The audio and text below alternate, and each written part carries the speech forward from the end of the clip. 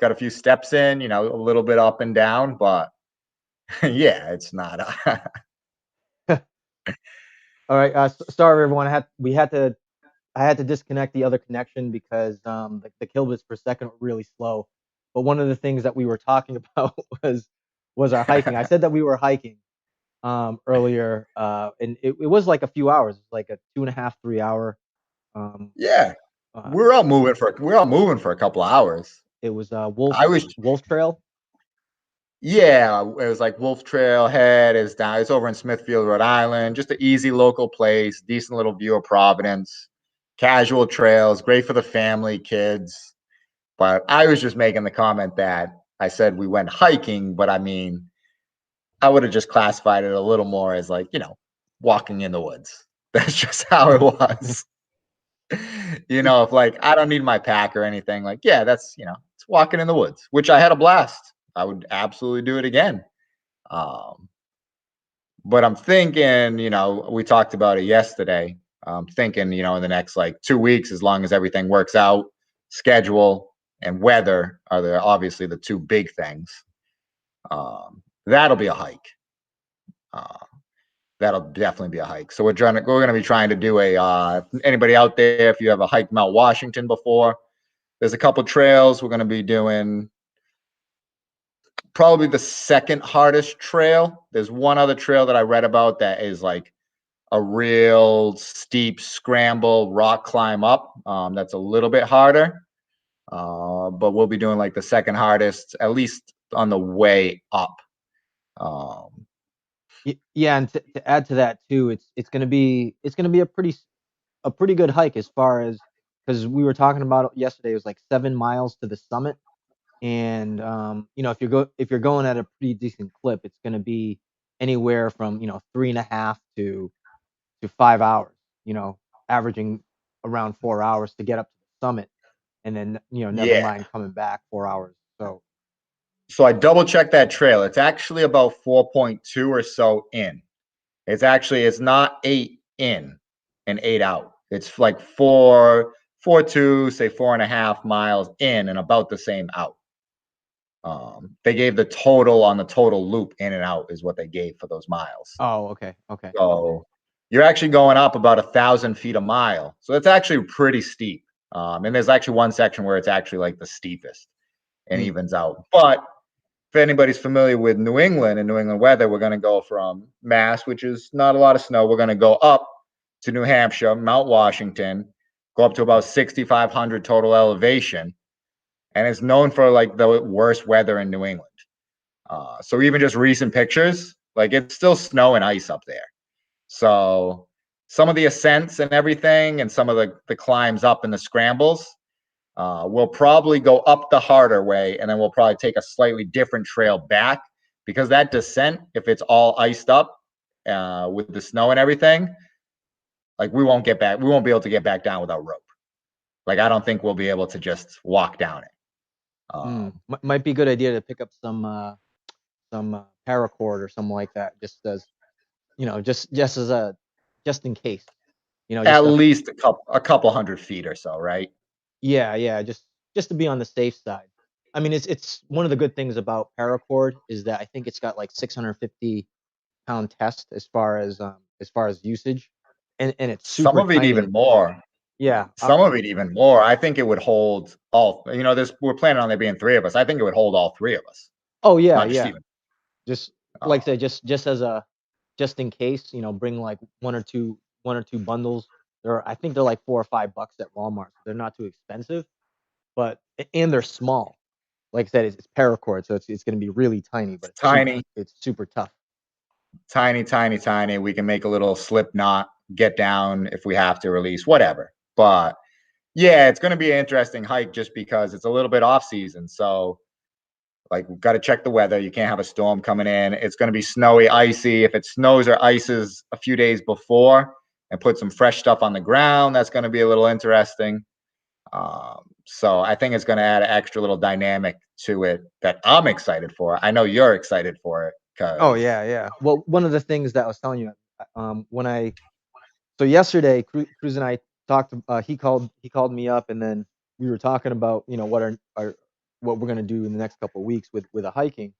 And I didn't bring any boots with me. I left actually my waterproof boots in Ecuador, and part of the reason for that was just it's just kind of a pain in the ass to pack. Like it It's yeah probably one of the most pain, and it's probably one of the most pain in the ass things to pack when you're traveling. If you're also going to be hiking and everything, like you wear them. Like I said to you yesterday, like I wear those on the. If I'm bringing my hiking boots, those are my yeah traveling boots because they don't squish down. There's yeah no there's no squishing them. They're taking up so much room. yeah, and they're pretty heavy too. And I just didn't want to deal with it. Like I wore my boots when I flew into Ecuador because it was in the middle of winter, and it was I think it was somewhere in like the 20 degrees when I left, so it was fairly cold. But when I left, it was like 90 odd degrees outside. It was like, do I Yeah. want to wear boots? I'm like, no, I'll just put them in the luggage and call it a day. But That or I would that or at the most I would tie them to the outside of the bag. yeah, yeah, Like I would never put the boots inside the bag. That's like the size of those two boots is they like take up so much space. that's almost both of my like compression sacks, like all of my clothes that I'm bringing, just the boots. Yeah, it's always like we have to bring you have to like stuff it, like a pinata, just stuff it with as much things, oddball sizes, and I don't know. I just this time around, me personally, when I was traveling, I just didn't want to deal with it. I just threw it in the luggage. I mean, I didn't even bring it at all because I didn't want to put it in the luggage because of the weight factor. And I was now the funny thing was I was gonna bring I no excuse me I bought and I brought plantains, and there was supposed to be a bag reserved for cruise, but the I've day heard I this a couple times.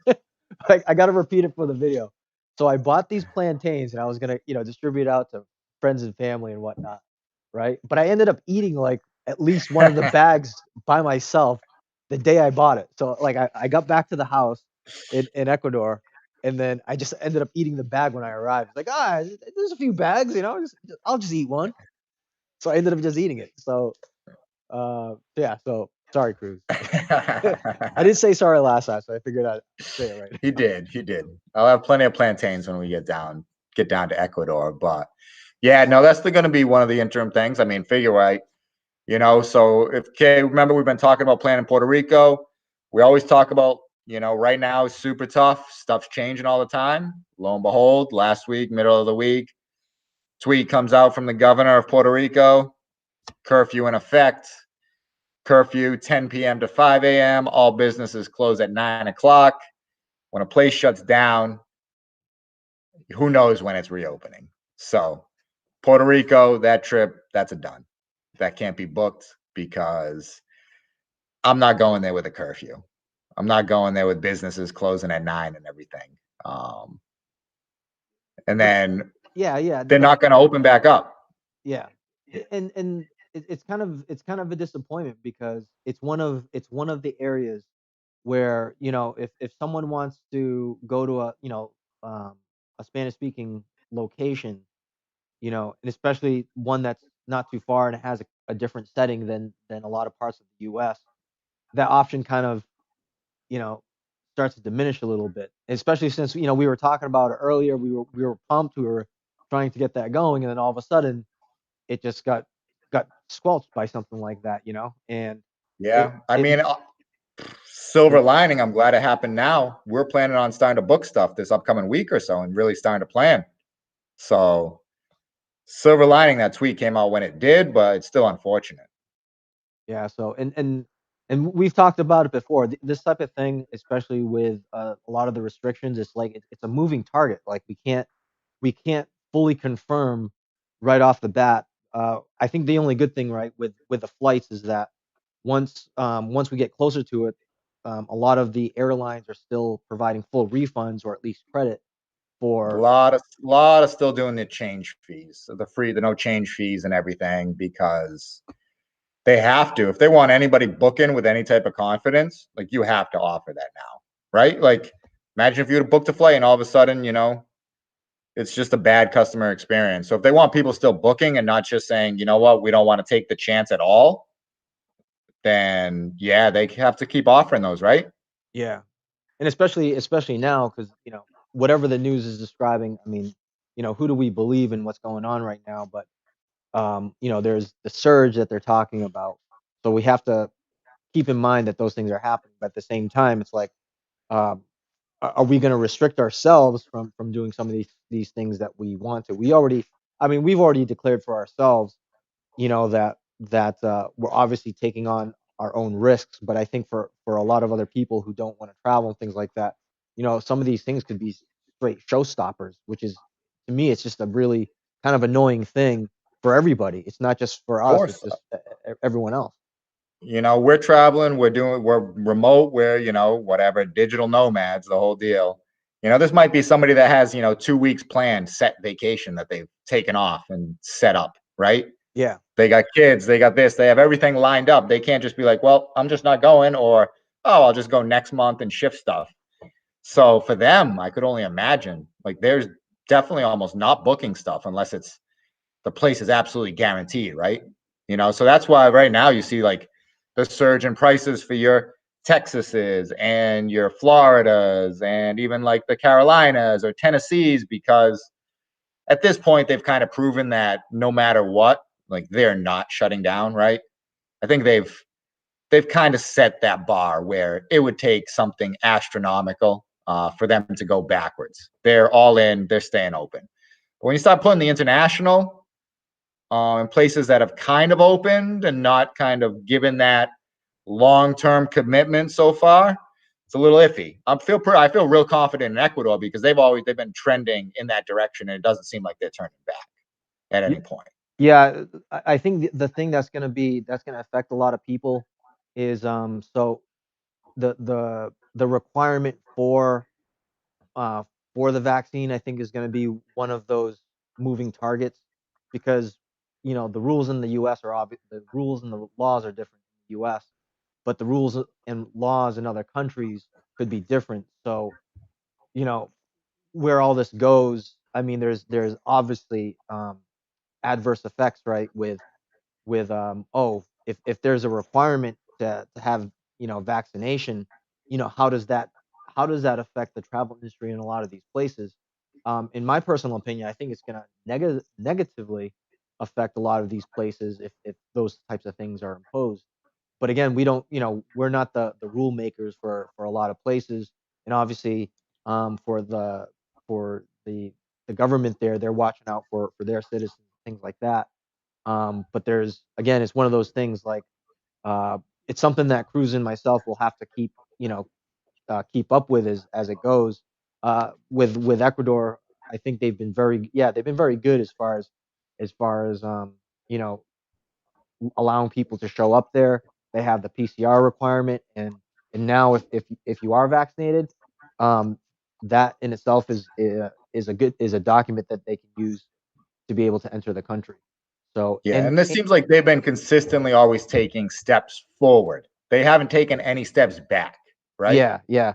Like, so that was the interesting thing. They were one of the earlier places to close their borders, but as far as allowing travel to go in the country, they were one of the first to open up right Yeah, away, and to have minimal requirements to getting in. Just get the PCR test, and then that's it. And and a reasonable amount of hours on their PCR test. Like I although, said before, the Croatia was a 48-hour one, which is real difficult to get. man, yeah, that's Um, that's just crazy. So yeah, I mean, you got to get a 48-hour test. The flight alone is, with layover is 12 hours, 13, so, airport travel time that whole day is a wash. So you're getting this test, you're flying without knowing what's going on. If you're coming back negative, positive. Um, yeah, so with a PCR test, if you are in Ecuador and you are returning back to the U.S., just keep in mind that the airlines do check.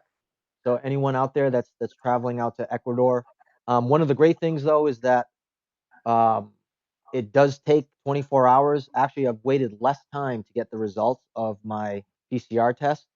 And one of the good things, getting into the airport when they do the screening for the PCR test, you don't actually need a hard copy. It'd be a good idea to have a hard copy, when leaving Ecuador. But entering Ecuador, I would highly recommend to have a hard copy because what they do is they have doctors um, pretty much review people's documentation, and it's much faster when I first showed up. Or I talked about it Yeah. before. It was like it was so unorganized, but I think it was kind of just a learning process for them. But once they got things going, it's like you maybe wait 15 minutes, and then a lot of times it's just taking time to go through customs, to validate the passports and stuff like that. But otherwise, you know, going through is really quick. You have the PCR, you have a copy of the PCR or a copy of the vaccination certificate. It's going to be in and out for the doctors to review. It's really quick. Like I said, a lot of the holdup sometimes becomes at customs because they start reviewing, you know, the visas, and that's basically it. But otherwise, once you get past that, Regular custom stuff. Yeah. yeah. So just kind of keep that in mind. So that's one of the benefits I think with Ecuador is just it's open. Uh, Places are open at night, and I think Right. I think a lot of people are smart enough to recognize and to realize for themselves what they think is safe or not safe. That's the way I look at it, and I Listen, like that. if you're signing up to go out at night, and we're talking at night, like meaning, out till 2, 3 in the morning. I mean, you're signing up for a particular event. Yeah, exactly. It's like It's you know it's like it's a public place. There's people gonna be out. You know, just expect that that's what's going on. That's basically that's what it what's is. going on. It's regular news, business as usual. Yeah, After some beverages and it's late, stuff goes back to normal. yeah. Uh, I do want to take a little diversion here and talk about the Skyroam just a little bit. So right now I'm on the Wi-Fi here, but so I got past the 20 gigs of like high speed 4G LTE because I used them up very early the first 2 weeks of having the Skyroam. Now, uh, the send rate for this live stream is 3.5 megabits per second, and the receive is just about half a meg. So just kind of give anyone, and obviously the video quality is a little bit lower and things like that because we're doing a live video feed and then it's sending them out. But just kind of a rough view if you guys are out there, when you're at the 20 gigs when it's running at full tilt, it's fine. But normal day-to-day stuff, there was no way I was able to stream this video running on the throttled speed. It's good for web browsing, things like that, and video streaming on like your phone, but it's never going to go at the full resolution. So just kind of keep that in mind. But I can honestly say right now, I haven't done like a full review on it. But if anyone's going to consider traveling and they need their own personal hub spot, I'm using this thing called Skyroam, and might do a video on it, like a video review. But I just want to talk about that because I use voice over IP with my cell phone rather than actually having an account with like Verizon or anything like that, which I used before. So, uh, sure. so anyone that's traveling, I know that I already talked to you about it when we meet up and on travel, and if you need internet, I'll be able Yeah, to. I'll have it with a hub. So we'll definitely check that. Yeah, so with the big change of the Puerto Rico, May might be a quiet month, might still be around here, which is, hey, it's part of uh part of the deal right now. Always tough to make plans and everything. So we're still discussing. I don't know what your plans are right now. For me, I know you're busy. I am too. So maybe try and do a little weekend something around the US or anything. I was debating, and I'll pop this on you now, and I don't know after this next hike um, is maybe if we get free time going out and trying to get out to Utah for a small little stretch before it gets really hot out there, and maybe trying to check out the Buckskin Gulch hike or a few other things out there as a interim, if it's reasonable. If the flights are crazy and stuff like that, probably not, because it's not super high on my list right now. But there's a hike or two out there in Utah that's absolutely unbelievable. Yeah, you definitely have to give me a few weeks as as the weeks pass. I start to get a better read of like what May looks like, because if you think about it, we're pretty much halfway through April, and um, It's there's flying by. yeah, it's flying by really quick, and then on top of that, there's like new things that kind of just pop up. So I want to make sure that if there is going to be free time, uh, that I have it. But I was also thinking, I mean, Utah could be something good for like a week, uh, maybe, or a fast weekend. Like leave Thursday night, stay there for Friday, finish work, and then Saturday, Sunday, do some hiking. Another idea, but this would be more of a food tour, but maybe a New York trip. But that would probably go against your workout schedule. No, no, no. I'm at the point now where I just have to be like, I mean, there's like I told you, there's that last little stretch. So yeah, I've been talking about working out a lot. I'm on that last little you saw me. I lifted up. I'm on that last like pound or two stretch. Like if I went down another like 2 or 3 pounds, there wouldn't be a whole ton left, really, if I'm being honest. Um, so right now I'm kind of just really focused during the week and like tailing it off a little on the weekend for the next few weeks, and then the month of May will be probably a pretty serious month, I think, only because it'll be leading right till like head out time. So I want to leave as light as possible when we fly out and head out to the Ecuador and everything. But with that, um, like how have you been feeling, like health wise, like mentally, physically, like how has this transition uh, felt like through the process? I mean, body wise, I feel great. Like I recover quick. My endurance is great. Uh, my workouts are at that point where they're actually getting like really serious. Like a 2-hour workout is not uncommon for me at this point now. Mm-hmm. Um, and that'll be like 2 straight hours at the gym, 10-minute little bike warm up, good hour and a half of straight lifting, and then finishing off with another 30 minutes of cardio. Pretty easy. Mm. And I'll do that 4 days in a row, and it's fine. And I'll be completely recovered and everything. By like the 4th or 5th day, I'm kind of beat up, but I'd expect that, for anybody. I'm not a pro athlete. I'm not taking a whole ton of extra supplements or any of those special vitamins to boost any type of enhancement. So, the human body's only got so much in it. But yeah, honestly, during the week, I love the diet. Am I a little hungry sometimes? Sure. But you know what? I never wake up and like, oh, my stomach's kind of bothering me a little bit because I ate some junk yesterday or anything. Mm. Actually, from that like barbecue, because we went hiking, and then we all went and had a little barbecue. I had a little barbecue then, and I had like a fajita chicken salad at night, which actually isn't even that bad, really. Mm-hmm. Just chicken and everything.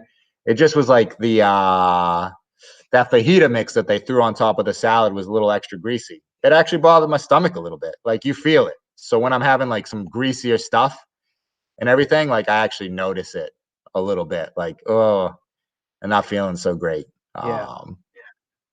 So yeah, just that alone, just of always like knowing I'm just eating healthy. The fuel's always there. I've managed to tweak some stuff in the diet.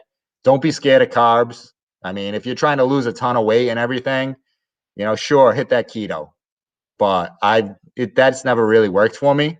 I don't end up having enough energy for my workouts.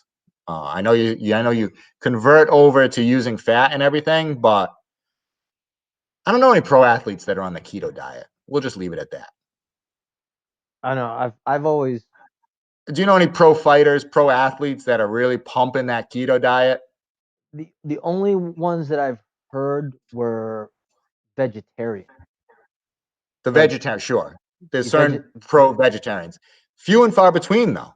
yeah, yeah. It's I mean, me personally, I mean, I've tried like some rendition of the keto diet. Didn't like it. There's something about one, I like carbs. I never found that I never found that it had any dramatic impact as far as weight gain or weight loss. Kind of strangely, when I was in keto, right? Strangely enough, Ha. keto Ecuador, dude, I was eating a lot of carbs. I was eating bread like all the time, and Yeah. strangely enough, I lost a lot of weight. So Yeah.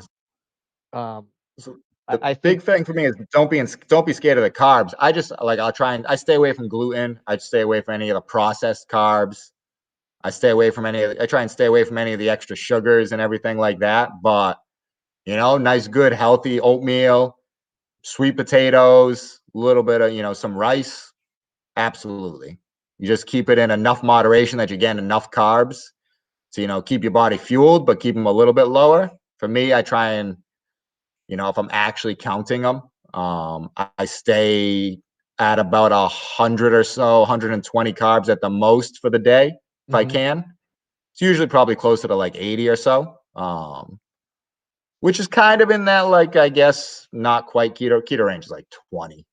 Um, but yeah, I stay around there, and that gives me enough fuel to actually have those workouts. There was a stretch where I wasn't having many, and I was feeling terrible. yeah. Well, the way the mantra that I typically follow is that if fat is fat, so consuming fat doesn't the body breaks down different um different items differently. So like, oh, if it's if it's simple carbs, it's gonna get broken down much easier. So it might be good for that quick burst of energy. Me personally, it's definitely sugars and fats are probably in my opinion, the ultimate culprit of essential weight gain, right? Because I can like for me, it's like even when I'm eating a lot of vegetables and things like that, I'm not using a lot of olive oil. I use olive oil to cook, but I'm not using essentially a lot of like today I heated broccoli and all I had was salt and pepper. It's not going to be for everybody. It's No. I'm probably the worst person to to talk about like food stuff because the way I eat is pretty bland and I typically don't use like I said I typically don't eat a lot of sugar and I typically don't eat a lot of fat. But I do eat a lot of carbs. And other than the sugar and the fats, I'm pretty much very open about what I eat. And then I do have like several days where I'm eating a burrito, which I absolutely love. And then, I love burritos. yeah, you know what I mean? Just I those haven't types had a of good things. one in a while, but Um, yeah. And and then during the week, mainly, I'm super on today. A little oatmeal, a couple hard boiled eggs.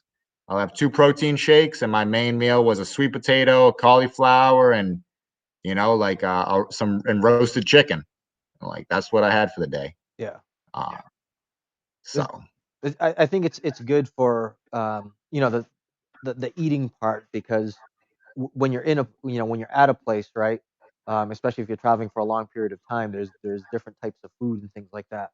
And it has been like an issue a few times because uh, in Ecuador they love to eat and the they food's do. really good. Um, but it's much different from my normal day to day stuff. But grown accustomed to that type of thing. So it's something to expect too when you get out there. It's like it's you're gonna want to eat a lot of the food and a lot of might have a lot more fat. Like one of the things I absolutely just love eating is bollo de pescado. It's the mashed plantains, wrapped in banana leaf with albacore fish. Like, Oh, that sounds awesome. oh, it's they serve it with lemon. and then they That serve it. sounds great. Yeah, they serve it with rice. And dude, I'll have like 2 or 3 of them when we go to the beach because that's where they serve it. It's like, I'm gonna eat that.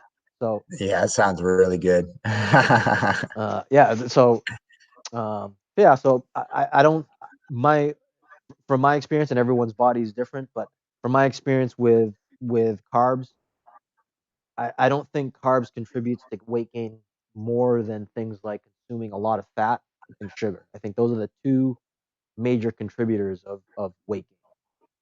Yeah, Besides not having like a steady routine of exercise. and everybody's a little different. I actually lay off the dairy a lot. I don't eat a lot of Dairy, dairy good. right Yeah, now that was a good either. point. Yeah. Those are the couple big things: the gluten, the sugars, and the dairy. Those are like the three things that I always like really try and limit down. Mm. Um, and then I'm cooking at home all the time too. I know exactly what's going in it. I'm not using anything processed at all. It's all made right then and there. So there's also something to be said for that too. But yeah, and like, how do I feel? Like I said, the body to feel good. I've trimmed down. I mean, even just since I got back from Croatia, I mean, I'm down like, and I wasn't a lot, but I easily took off 15 pounds. Woo, that's quite a bit on the Yeah. whole Yeah. body. I got That's back quite from a bit. Croatia. I was like 187. I'm like 172 right now. Oh, nice, So nice. Those are the good kind of updates to, you know, like, oh, what have you been doing? yeah, Been work. not no crazy, no crazy. I'm not starving myself. I'm eating a little bit reduced calories. It's been over the course of about 3 months. A pound here, a pound here. Yeah, about 15 pounds down. Um, Does feel anyone? good. Yeah. Does anyone have any experience with that, or are you guys on a diet? Are you guys worried about eating in a different place? Because obviously the food's going to be really amazing and stuff like that. Yeah, If you want to, if you could share some of your stories, maybe make some recommendations. We'd love to hear from you because it's one of those things. Like I said, it's an important part of it. And obviously, when we go out to these places, like I said, when I go to Ecuador, I basically probably the only thing I don't eat is the liver. I don't eat liver, or I don't eat sure. it. I don't eat it much, just because it's very different from what I Very would different. yeah, from what I would normally eat. But I'll eat Um, I'll eat chicken gizzards and whatever else. Like those don't bother me, but just liver, because the flavor is just so much different from the other meat parts of the animal. I tend to actually there was this one time where when I was with Sophia's family, and I got served liver, right? And they're like some of their I was eating at a different time, so I ended up so everyone finished eating and they left. But when they left, I put like the extra liver in the ha. container for Sophia's lunch. So I put whatever I had and didn't tell anybody. And then so Sophia had she like she likes she'll pretty she likes the cuisine, obviously. So I put it in there, and then it's like, oh, the woman's like, oh, you finished already. It's like, oh yeah, I finished already. Yeah, yeah. It was good. Nice, So nice. Um, but yeah, now even a quick hit. I mean, it depends how kind of open. If you're talking about New York, how open New York is and its stuff, of course. Me and Pat talked a little bit about. I've been interested, and he's been interested too, in checking out Charleston, South Carolina. mm, Um, Heard a lot of great things. A lot of people down there love it. I would even honestly do a quick trip down to Nashville. Um, I don't mind. I don't mind Nashville, Tennessee. Yeah, I already been there, so I mean, I would lean more towards checking out someplace that's new as opposed to going back. But I don't mind Nashville. Great food scene. The main strip is the main strip. If you've never been there before, the main strip gets so busy, completely out of hand. But there's some other areas that have a ton of stuff going on that are just a little bit lesser. You can have a blast. Um, Obviously, good weather, nice and sunny. It's not a bad place to check out for a weekend. oh, At all. Nashville is awesome. Lot of So musical talent as well. unreal. So yeah, you pay $5 cover. You're going into this place. It'll be 3 levels. Second floor will be doing live music till like 10. And you'll be hearing somebody that is, if the people that make it are like A pluses, you're over there getting everybody that's like an A minus. So you're getting these unbelievable music talents that went down there that just didn't quite make it for whatever reason. Mm. But they are unbelievable. You're just walking in, great live show. You're paying $5, $10 cover. The whole strip, just place after place. It's actually pretty crazy the amount of amazing live music that you can hear there. Yeah. So if anyone's ever been to Nashville or been on the Strip on Broadway, you guys know it's a pretty happening spot, and they have a lot of entertainers, like even on the street. Like I've seen magicians out Yeah. there. They got the beer bicycle. It's like the bar, but you pedal. Yeah. Yeah. Yeah. We Oh, went but on one of those, and we went on one of those in Austin. They're actually a lot of fun. um, They're a I good time. but because there's a lot of carbs, there's a lot of carbs in beer. I'm gonna have to opt for a vodka soda. That's where. I'm also going vodka sodas as well. I'm So, not even gonna pretend. Say what you want. I don't care. Give me my vodka soda. well, I'll tell you what. You get the buzz a little bit faster. I think it goes down a lot. Well, no, beer is tasty. I love the taste of beer. Just, you're out for the whole night after dinner and stuff. Those beers just get so full. Give Yeah, me some vodka sodas. It's just lighter. yeah, Um, but yeah, no, we'll check out. We'll see what, figure something out. I think in May, I wouldn't mind doing a quick little something, but we'll figure out anything. I'll be getting a little antsy, but we'll also be prepping for that June stretch and everything coming up really soon. So, yeah. Well, I'm definitely gonna be buying my ticket soon, and I spoke to my mother yesterday, and looks like the time that we're looking at as far as getting out there is going to be June, like the June 4th, June 5th weekend, because okay. June 1st falls on the Tuesday. So kind of just keep that in mind as far as time frame goes. Yeah. So Pat's going. He had that issue with the passport, sent it, didn't get there, finally got there. Then they tell him that the picture's crap.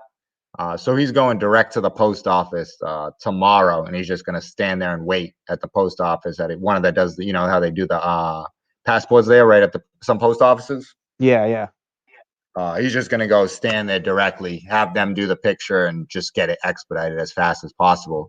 Because I know he Ooh, won't be booking anything until he has it back, right? he's cutting it close, man. Like I said, we're already halfway through April.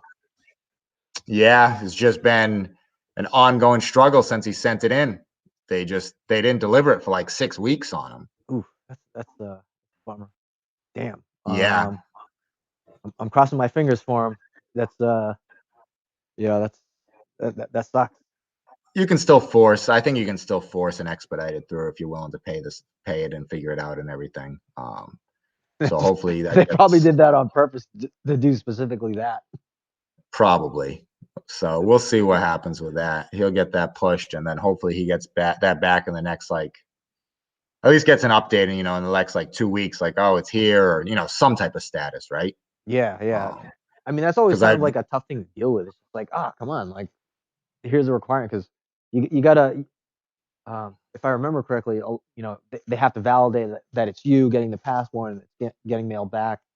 So it's Yeah, passports are taken. Anybody out there that you need your passport, renew it now because passports are taking forever right now. Whatever hiccup or this or that, something's going on. They're taking absolutely forever. Renew it now. Even if you're thinking about traveling, just send it in. yeah, that's a good point. Even if you're thinking about traveling and not actually traveling, and Yeah, I mean, because I'd like to book a ticket at least a month in advance because you know how it is. Once you start getting less than a month, it starts creeping up a little bit. yeah, and that's the thing. Like I said, in the next couple of weeks, I mean, I already told my mother it's like, that'll be the time frame. It might even be this week that we book the flights at least to arrive in Quito. And just a little background, everyone.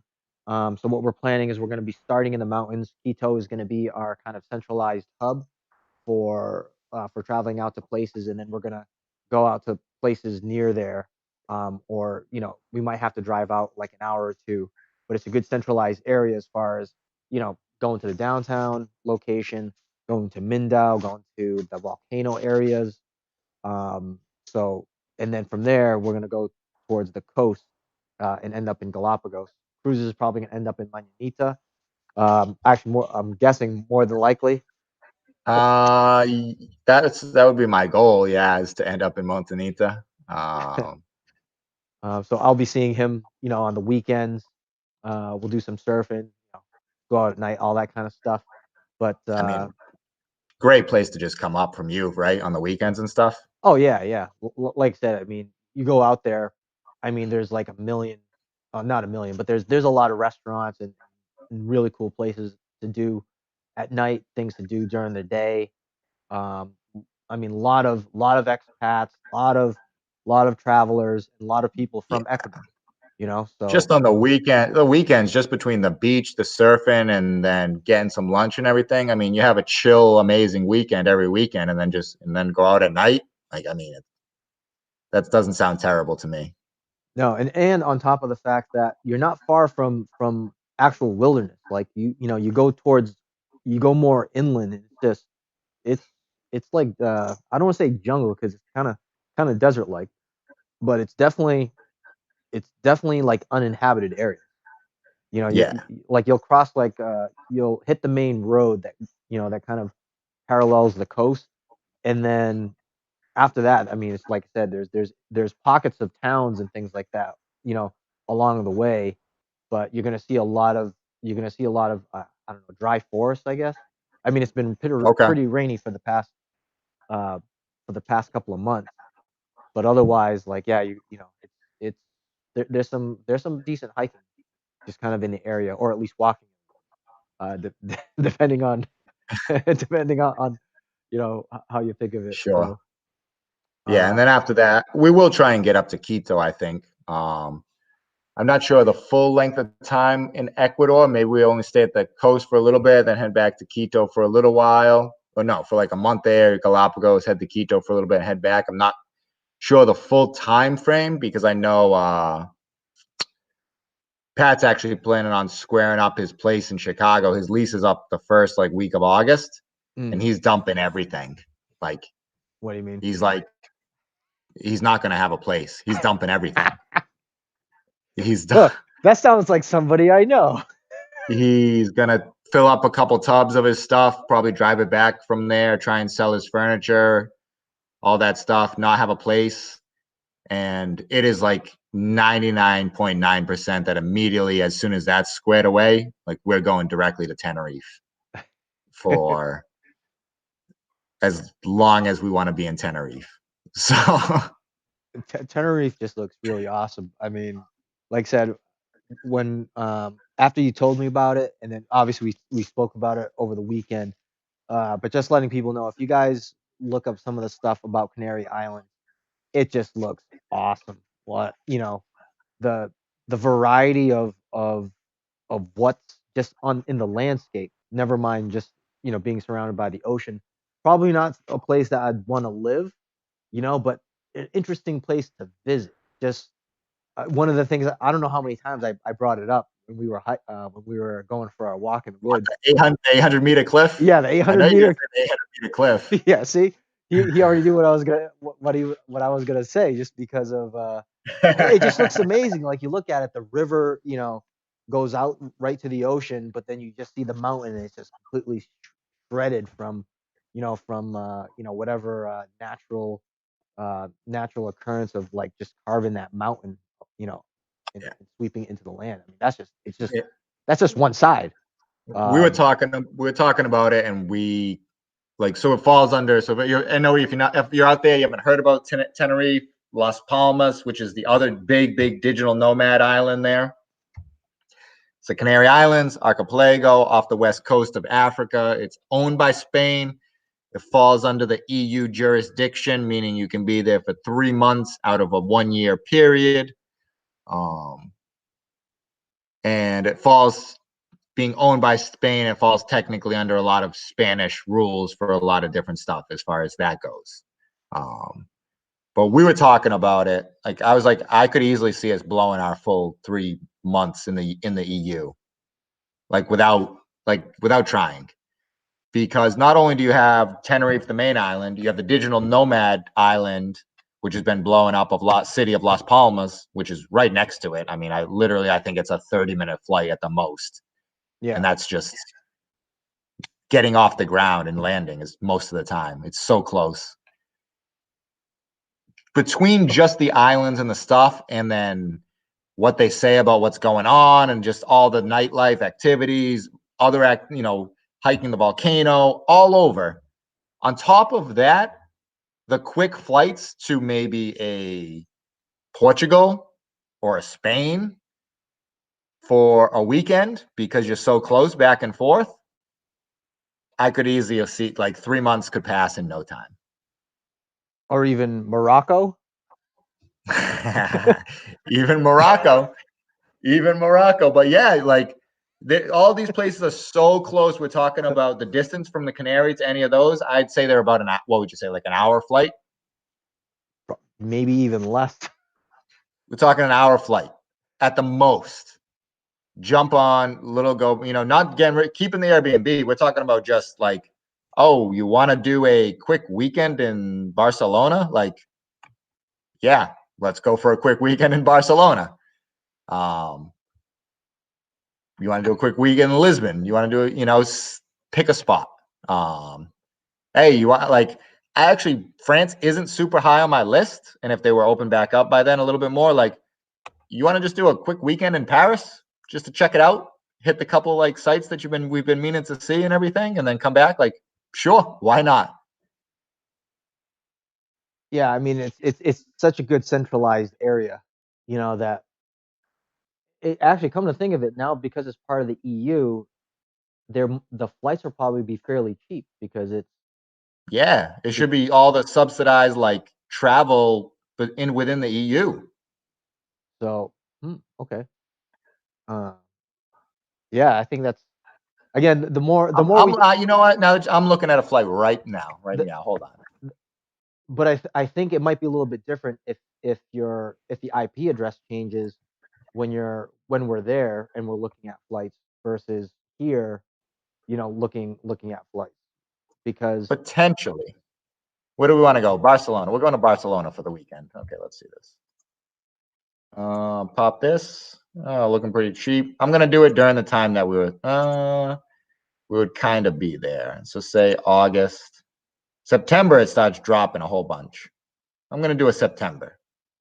We're gonna go September Friday to Sunday. Oh, I only did one way. Hold on. Bear with me. Friday. Well, so while he's looking at that, so Sunday, the place that we went for a hike on the weekend was Wolf Trail out in North Smithfield, Rhode Island. It's got a pretty good loop. We did it. How many miles you would say? Maybe 4 miles. I would say I think the total 3 miles. we were out there was maybe 3 to 4 miles or so, something around that line. Yeah. Great view of, you can actually see Providence and things like that, but it's worth checking out. It's not super difficult as far as hiking goes, and you can make it as short as you want, obviously, but the loops are easy. It's very difficult to get lost, as we were talking about when we were out there. So you ready for this? So this is on a weekend, a Friday to a Sunday, which we both know are like the worst times to fly. They're not, for price wise, not optimal. It's actually from Santa Cruz and Tenerife to Barcelona. It's actually a 3-hour flight, which is surprising. But we're talking about nonstop round trip, $140. Not bad at all. Not bad at all. What about I don't know, like Germany? Pick like Germany. From Santa Cruz to Germany. Okay, where do we want to go? Right straight into Munich or Berlin? Just pick one. Munich. I'm gonna leave it as the same weekend. It's like the September 10th to Sunday at 9/12, which is obviously Munich. This might be it's a major hub. Well, I that mean, might that's one of the that might work in Munich's. our favor. Yeah, Munich. I mean, Munich's one of the gateways, right? Yeah. Ooh, a bit more so far.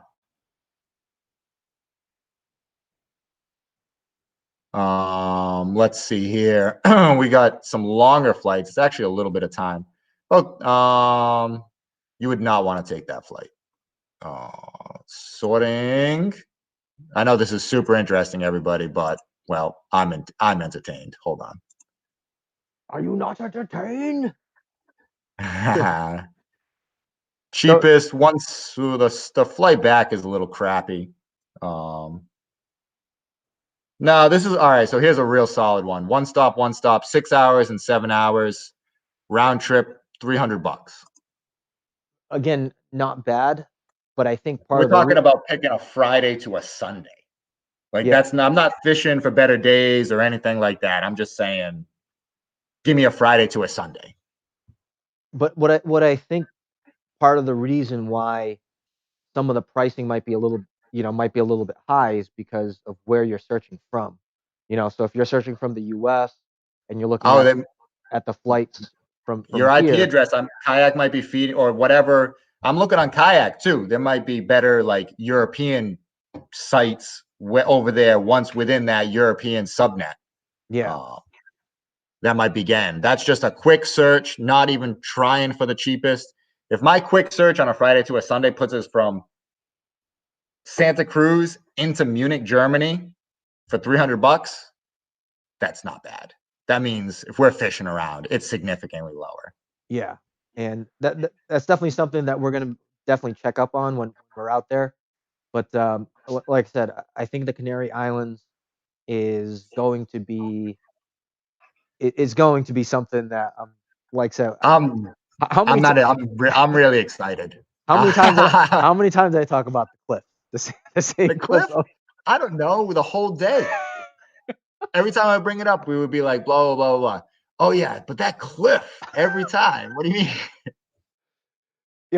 The pictures just look awesome, and some of the pictures are, not high quality, but just on a landscape basis, just how amazing it looks, So I checked the weather. So basically that weather from July, August, September, October on the Canary Islands is like ranges on a high from like 82 to 78 the whole time. Just and they get almost no precipitation. It's very dry, just sunshine. Basically, it's legit just sunshine the whole time at that temperature. I'm okay with Oh, that. that's unbelievable. That's Yeah. I mean, I'm a barefoot, tank top and shorts kind of guy. So that's crazy. Yeah, it's gonna be good. So yeah, I've been gonna keep yeah, I talk to Pat, every day and everything. Hopefully he gets that passport squared away. well, even if he doesn't, he still wants to come out to Ecuador, right? Yeah, as far as I know, I mean, from everything that back and forth, he's 100% in.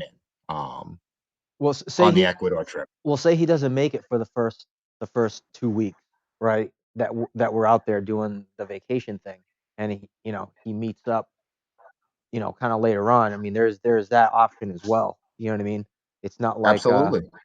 it's not a hard or fast rule. I know, like I said, because my mother and her husband is going to be going. We're going to be going together. Um, if the whole passport thing doesn't pan out at the right time, um, I can try to help him out, you know, getting in there when, at some point when he's available. So Yeah.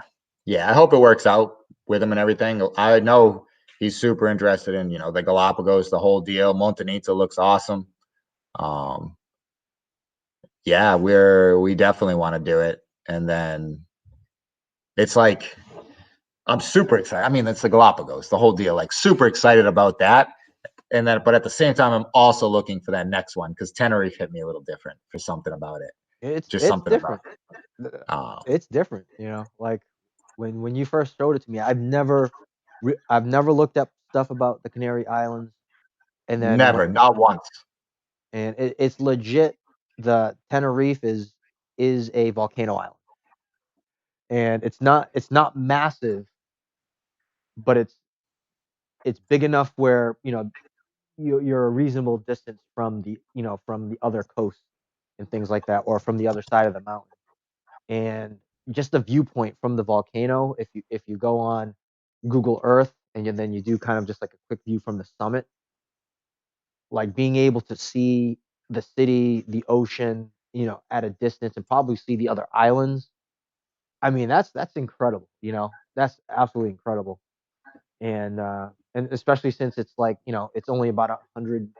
Tenerife is only about 100 miles from the African continent. And the northwestern side of the African continent is basically desert. And then, you know, and over there, even though it's surrounded by ocean, it's, sunny and dry. I mean, that in itself is just an interesting aspect to experience, at least for me. For me, like, when you have kind of these like different climates, it's kind of it's just for me, it's a nice different experience to go to when you arrive at a place. Like, wow, the air is a little bit different. You don't feel the humidity when you breathe and things like that. For anybody who scuba dives, will recognize, like, oh, when you're breathing through the regulator, it's it's dry air, and it feels different. It almost feels like you're not breathing in air because there's just no moisture in it. Well, as you get used to it, it's like, oh, okay, I'm breathing, and it's been 5 minutes underwater. You start to acclimate to it, but it is kind of a different experience. And going to different places gives me that same kind of feeling where it's like, wow, um, this is just a different experience to have, and it just makes me think a little bit differently about I guess life in general. Um, so yeah, when you brought that up, last week, I was like, oh yeah, this just looks absolutely amazing. Yeah, I was just scrolling through on Las Palmas, which for anybody out there, Las Palmas is the one that's like blowing up as like the digital nomad hub. Um, that city looks amazing as well. That island looks gorgeous as well. I mean, just between those two places, that's 2 months. That's without even going anywhere else. Oh yeah, yeah. It looks like there's definitely a lot of things to do. Like those weekends are gonna get filled up real quick. That's for sure. Yeah, yeah, they will. So we're at 7 o'clock, guys. Cruz, do you have any closing comments in regards to Tenerife? Maybe traveling, health, whatever it is. Health is good. I'm heading to the gym right now. It's back to work, regular week. I had a fun weekend. I can't wait to figure out the deal with, set it for Mount Washington and everything. I did message John. He said, okay, that sounds great for that stretch. I said like the 23, 24. Mm. Hopefully that works out. We'll have to sort out a little extra gear. Definitely want to be prepared. And yeah, that's about it. The May got canceled and everything, but we're definitely going to make the most of it, whether it's hiking or a quick weekend trip. We'll still be doing stuff. Absolutely, still just trying to make the best of it and getting ready for the Ecuador trip. Yeah, so keep you guys posted. The adventures will continue. And if you guys have any questions, obviously just drop us a line and let us know. But we got more stuff coming along, and we're definitely gonna, at some point, Cruz and I are gonna be in the same room doing these videos. So I know. that'll be a lot different. The quality is obviously going to be a lot different as well, as we capture some of these adventures that we've been going on. So looking forward to sharing that with everybody. Yeah, actually, if we'd head up on that hike for Mount Washington, we should actually definitely try and grab a little video and some good pictures and stuff. I'll bring my stuff with me.